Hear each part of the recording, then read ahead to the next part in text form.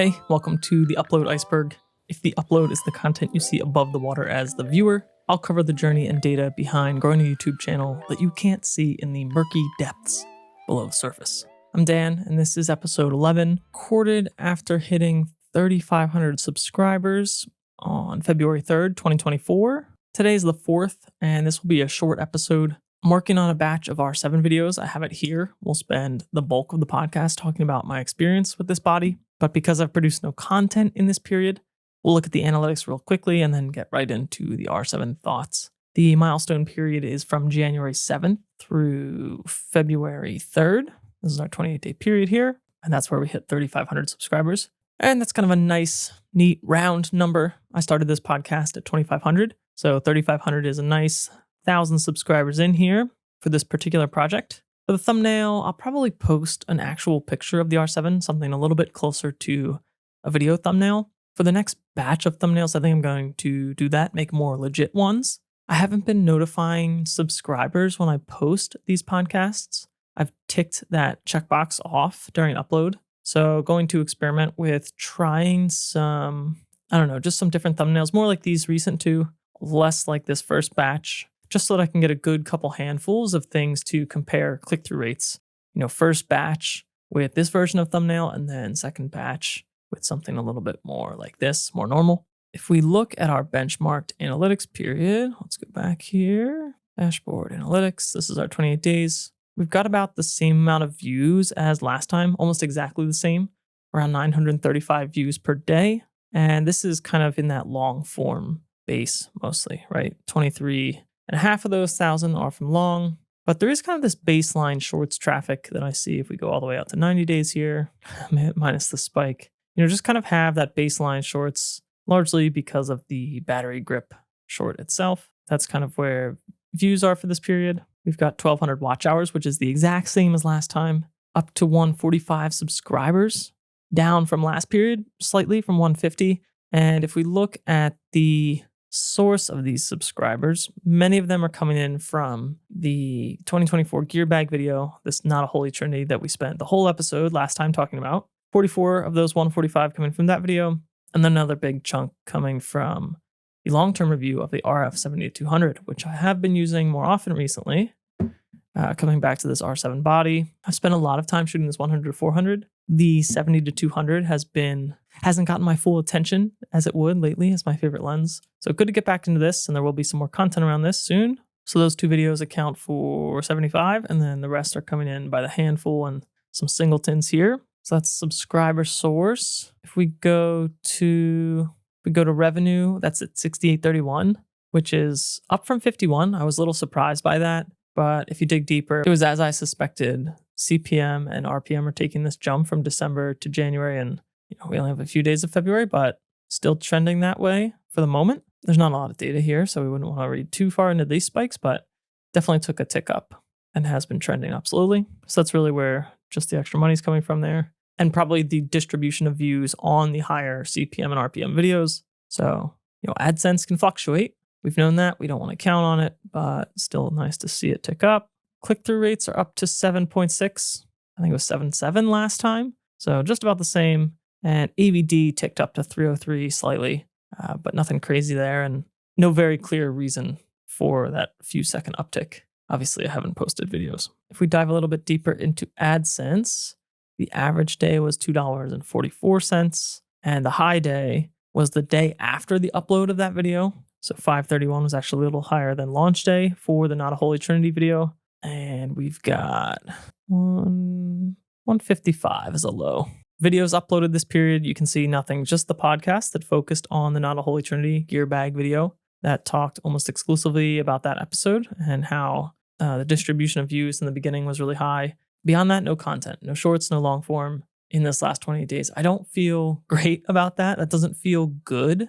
At the same time, one of the things that I like to control in terms of pacing and trying to stick around for the long haul here is just posting whenever I want. I know that posting on a schedule, a reliable schedule where people can, start to get a sense of when you're going to put stuff out can help you grow. At the same time, most of my content is still targeting search. And so what I like to provide regular content on regular days, every 2 weeks, every 3 weeks, or at least on the first of the month. I tried that for a little bit. I'd love to be able to say like new video, first of the month, coming out, be here. At the same time, I just frankly don't want to care about that. I want to make the best video at the time. It's done when it's done. I'll drop multiple videos on the same day. That's probably what I'll do here in mid-February. And that's just a way for me to keep kind of like, I think what other people associate as like nagging stress or needing to upload by a certain date, sometimes pushing out videos that they're not super proud of. I just kind of throw all that away. And if you're here, you're going to get what you get when it comes out, not a second before, and probably not good for growth, but it's good for me. And if it's good for me, it makes it easier to do this over the long haul without stopping. And that's really the goal. So for whoever it helps, if you're into this kind of thing, making videos for YouTube, zoom out. Don't be, if you're feeling stressed out about an upload schedule, just chuck the upload schedule. You can still grow, still make good stuff that you're happy with. And I'm actually going to jump, this will be the one video that we kind of revisit from an analytics perspective this episode before we talk about the R7. And that's because if you're familiar with that last episode, this jumped off to a massive spike. Big browse and some suggested traffic here. Not the typical search intent for this video. And I deliberately put this video out kind of trying to target that browse traffic. Really, what I think of as a clicky thumbnail here. I mean, we can see how it performed. It's still not spectacular, but between this title thumbnail combo, really trying to get people to click on this video as it lands in browse channels and not necessarily through search. And so that worked really well. And then it started to look like, relatively it looks like it's going to die, but this isn't 30 days old even. So obviously tailing off pretty hard, but great to see it still gets some traffic. And if you look at this amongst other videos, it's kind of in the middle of the pack for the things that I typically see on this little leaderboard here. So it's not dead. It's not growing nearly as fast, and probably won't. Maybe it'll go through different periods of catching a wave, starting up, dying down, growing on this more slow ramp. But right now, like still totally happy with how this is doing. Really glad that I did target this for browse. And then actually on the search front, it looks like most of the traffic is coming from kind of those newer bodies with the newest autofocus systems, the R8 and R6 Mark II, which is what I would expect, given that those are the two bodies behind this. All right, let's talk some R7. This is a rental. This is not something that I intended to buy, and after trying it, probably won't. Not that I expected it to change my opinion. And I've got the 50 on here, the nifty 50. This is a gifted rental from Lens Rentals. So last episode, if you made it deep enough in this podcast, I restarted my affiliate relationship with them. And you'll see in the description, at least for the US people, if you're looking to rent, you can get 15% off your orders there at Lens Rentals using the link in my code. And that really helps to try things out before you buy. Or if you're taking things like this on a trip, maybe you don't want to buy it, you can't buy it, but want to get some access. That's why it's helpful. And using that discount is the biggest way that you can support me here on this channel. If you are interested in doing something like that, income from that program is going to go directly back into, renting more, and trying to bring you different videos and trying to expand what I know and what I can test about equipment to just get better at it overall. So that's the single best way you can do that today if you're interested. And I've really tried to put this to the test over the last 30 or so days. I've been using it mostly with the 70 to 200, with the 100 to 400 for sure. So kind of, if you're not familiar, this Canon R7 has an APS-C sensor. R6 and R8 have full frame sensors. So you're getting that Canon 1.6 times crop. All of these lenses are going to be effectively a similar field of view, a similar look if you were to use longer lenses on a full frame sensor. So this 400 reach really becomes kind of that monster 640 millimeter equivalent field of view. And that's really what I wanted to test out, because in my other videos around this lens, I've discussed like 400 feels great. And I've been cropping in pretty aggressively to try to make the most of that. But it also just feels short in a lot of cases. And so this is me pairing these two pieces of equipment together to really kind of experience what that 600-ish is like. I took a short little hike at a nearby state park this weekend, brought the 50 for this, and, effectively a longer, more isolating portrait lens. Haven't edited those photos. I don't know if anything will come out of those or if I'll post. If so, you'll see them in the video. So trying to mix it up. The 28 is the widest prime that I have, and I've used that here as well for more of that normal-ish focal length. So I'm missing, given the kit I have, the kit that's described in this video, the Camera Bag 2024 video, I'm missing, I haven't built my kit around needing to also use those lenses on an APS-C sensor. So in that way, I can't really take full advantage of this as an all-rounder. Right now, looking at kind of that full frame equivalent-ish of around 40 and beyond. So just can't get that wide with it at the moment. It's not why I rented it, but it has factored into my opinions for sure. And one of the reasons that I don't wish to purchase an R7 was starting with the body.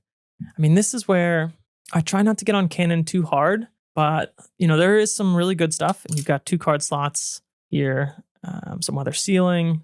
The battery is the same as the R6, and it lasts seemingly considerably longer on the R7. I already think the battery life on the R6 is pretty good, especially for photo first shooters, but it feels even better on the R7. So I think that's a huge plus. And, for people who can take advantage of this sensor, it's one of the probably best reasons to buy this. It just really lasts a long time, and you can get by with 2 batteries for sure. For most people, I'd say. The R8, you have to have 2 batteries. The R7, for my typical use cases, I've rarely ever swapped in a second so far. That one gets me really, really far. And I've been doing a lot of filming with it as well. We'll get to that. Some of the things I don't like about the body. When I first picked it up, I didn't really like it at all. I kind of had a visceral hate reaction. It has this weird dial joystick combo up here. If you can see that. Not sure if it'll focus if I hide, and maybe it'll focus on there. It's not great. I have smaller hands. It feels like a really big stretch to want to get to this top of the wheel to get leverage to move this as I'd like. I have this set to aperture, and then kind of been doing ISO on this dedicated ISO button here. I just don't love it. And obviously we're missing a dial where we have one in the middle with the R6 around the set button. So I don't like it. Didn't like it to start off, and it hasn't really grown on me. So that's one thing that I'm going to try in my review videos to not dive really deeply in. I think it is personal preference. I think if you're coming from something like the R8 or the RP that's really kind of short on buttons, dials, and that like chunkier grip feeling, then I think you might appreciate what we have here on the R7. But if you're coming from the R6, R5, R3, this just doesn't feel the best. It doesn't feel great. It feels like a considerable step down away from that pro style body. I do love the on-off video dial at the top. So one small click to go from off to on, and then one more to go to video. Great way to jump between photos and video clips. And I think this is another one of these true hybrid cameras. I think a lot of people buying this, looking at this R7, are going to use it, mainly for photos. Potentially some people really heavily for video, but mainly for photos. And then taking advantage of the great video options to get those clips. And this is just really, really, really nice. Love this dial. So we'll give it credit for that for sure. The ISO performance was definitely something a little bit new to me here because it's so great on the R6 generally. It's a lower megapixel body, the R6 is, and just performs really well in low light. This is an APS-C sensor and it's higher megapixels, I think 32 or 33. So there's just a lot more noise. And it's kind of like if I'm shooting 3200 on this camera, it feels like it acts at least like 6400, maybe even 8000 on something like the R8. So I don't know, it's tough. It's just an adjustment.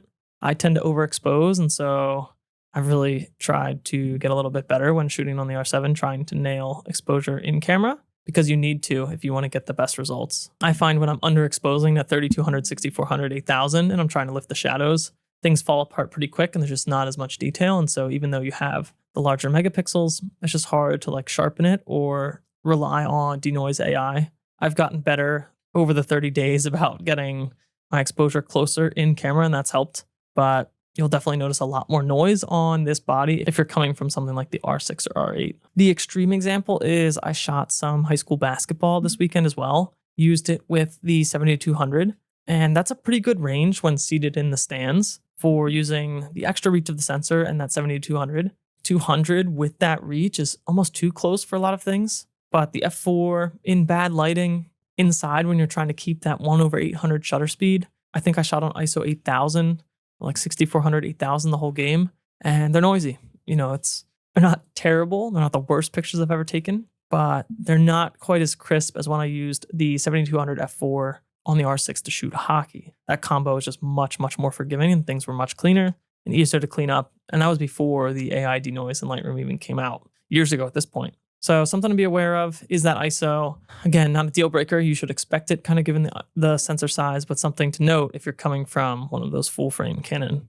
bodies. And the autofocus, still trying to feel the autofocus out. It feels different than the R6. It feels like a step down. It doesn't feel quite as sticky. It seems to hunt more. And I've used this in challenging situations with birds. Again, mostly on this 100 to 400. A lot of small birds with a lot of branches. It's dark. So I know that the stuff I'm shooting is challenging. I'm being nitpicky. Some of it's probably user error. I've played around with the autofocus cases, played around with single point, tiny point. I have back button focus set up like I have it on my R6. The AF on and star serve as single point. Autofocus is usually what I like the most. And then enabling eye detect autofocus on the other. That's working well. And it's not bad. Like, it's really good overall. On video, this seems to be, when I have this subject detect to people, it's grabbing my eye, it's locking on, just like the R8 and the 28mm are hopefully doing right now. That, in those areas, it seems to perform just as good as the R6 and the R8. It's the photos long distance that I seem to notice the hunting, pecking. Sometimes you have to stop autofocus to get it to restart and hunt in the correct direction. So I think there is something small in the performance of the autofocus there that goes beyond just how I'm using it personally. Something to think about and note, but overall having a lot of fun with this, and really got some images that I just couldn't have gotten with the 400mm on the R6, because you get the extra reach and then you can additionally crop in. And then the other thing that I just want to reiterate is that this is a pretty solid video camera as well. I think it's a true hybrid, just as I think about the R6. No record limit, haven't hit any overheating myself on this body yet. I've used it for the previous version of the podcast, I think. I filmed a lot of angles on the most recent video on my hockey channel and was using this pretty heavily there. So I've definitely put this to use, and it's good as, again, I don't have super wide lenses to use on this.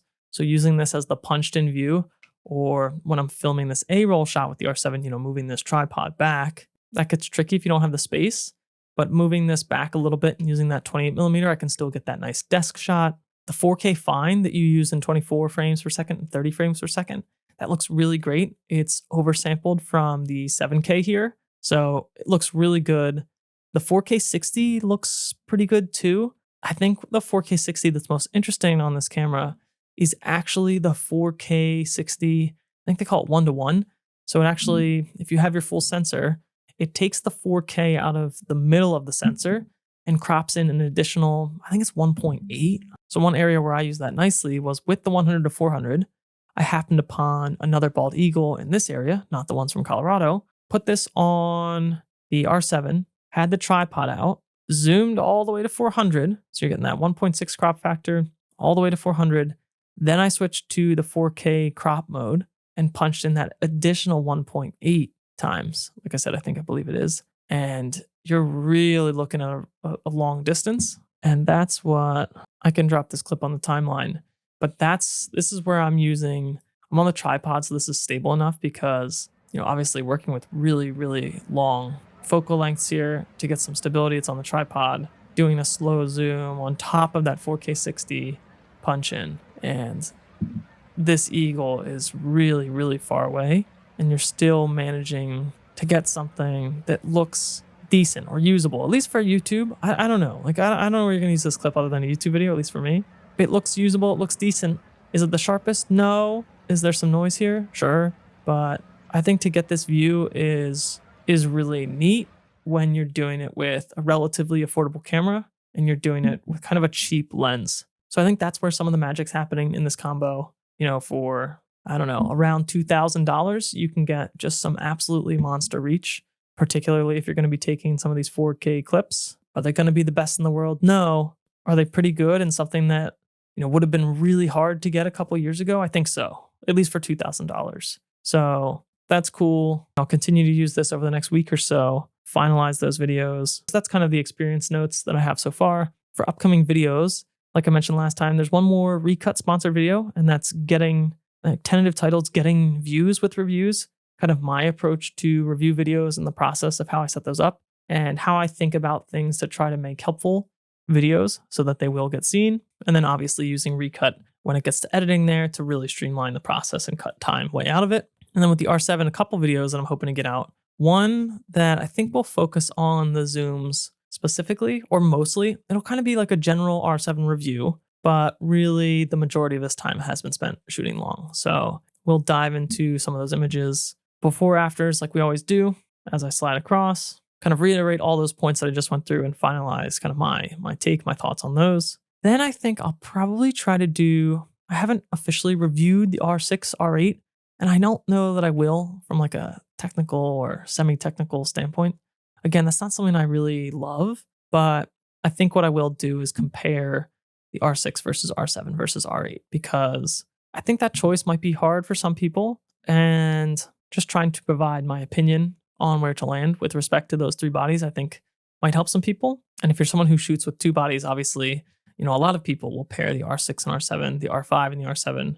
So great companion body, but how you might want to think about R6, R7, R8. And then I'll probably try to do one last video around this R7, focusing on a deep dive into some of the editing. I haven't done Lightroom tutorials or kind of behind the scenes of my editing process, but because I have some of these monster reach photos, I think I want to do that here and maybe go through a handful of photos more in depth, and we'll see how that goes. So like I said, kind of a quick one running through these. You can see our 48-hour period. If you're new, I do an episode here every 100 subscribers until we get to 5,000, then we'll change it up a little bit. That's happening currently around every 3 weeks, so I'll catch you soon. Next time, we'll have more analytics focused on what I imagine are, hopefully the first two of those R7 videos in that series, and maybe some shorts, just generally more content to review. So we'll dive into that. And depending on the details that I include in those videos, I might talk a little bit more in depth on some of those thoughts or flesh out things that didn't quite make the script in those videos. So much more on the R7 next time. Until then, later.